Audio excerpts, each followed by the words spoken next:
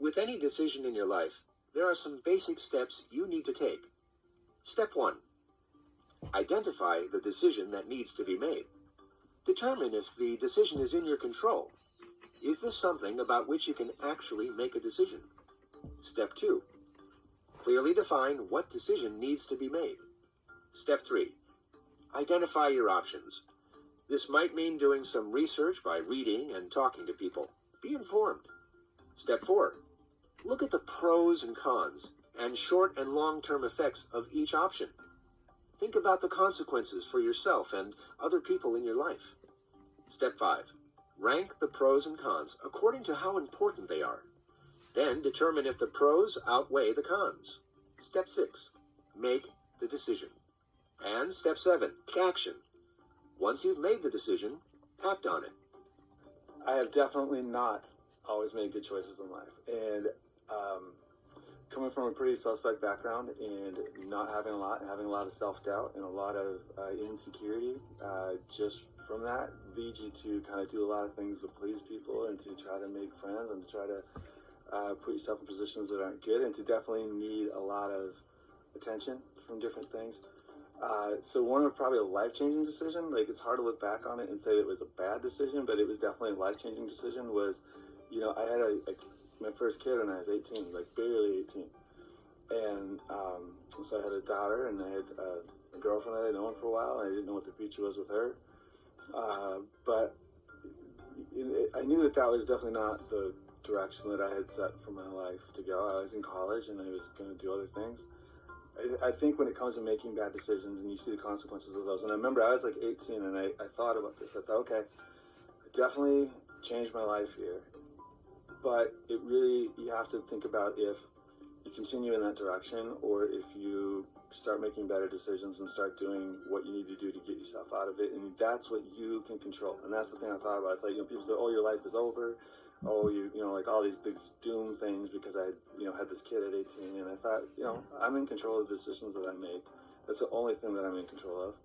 And I can choose how I handle this. And so I changed the course of my life and just buckled down and worked hard. And it took me a lot longer to get through the normal stages of life than what it would have been for other people. But I got there. My biggest decision was, when I found out I was pregnant with Jacob. So that was my first big decision I ever had to make.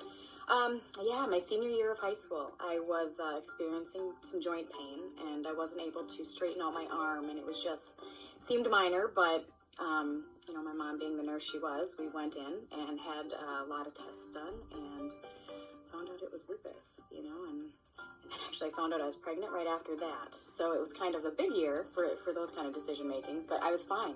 I had no symptoms. And then it really kind of sparked up after Jacob was born. Yeah, then my decisions because I was all set to go to college. I had my classes already picked out. I remember being scared when I found out. I remember being, I wasn't alone in that, I had all my friends there to talk to, but I was the only one going through it at the time. So then that part of me was alone. There's a lot of decisions with, do I keep the pregnancy? I'm going to cry just thinking about it. Do I do the adoption process? And for me, abortion was not an option. I did think about doing the adoption thing. I thought, I still have the rest of my life I want to live. But I couldn't do it. So, for me, that was my best decision that I've ever made. Yes. Yeah. Looking back on it now, I can't have kids. So if I wouldn't have done that, I don't even know, what my life would have been like. So yeah, definitely no regrets with that. One of the examples of something that I did some years ago, I made a decision to move my family from Chicago to Des Moines, Iowa. Some people would just question that decision in and of itself, but there was a number of reasons that made sense to do that, and my family was in agreement. Well, my wife was in agreement. My daughter was only like 2 years old, so of course she agreed. And one of the things that people would say to me when I told them I was moving is they would say, oh, what are you going to do? And I would say, I don't know, because I didn't. I was moving, and then they'd say, "Oh," and I got that again and again. "Oh, you're going to Des Moines? Yeah. What are you going to do there?" "I don't know." "Oh," and of course, the less secure me is saying, "Oh, I'm making a mistake. I'm doing something wrong here. I'm moving. I don't have anything to do. I don't know what I'm going to do. It's bad, bad, bad, bad." It took me some years to recognize that what they were doing, what the response wasn't "you're making a mistake," although that could have been part of it. What they were really saying is, I would not be able to do that. I would not have the courage to do that. So we did. We moved, and everything, things were great. It worked out great. Life goes on.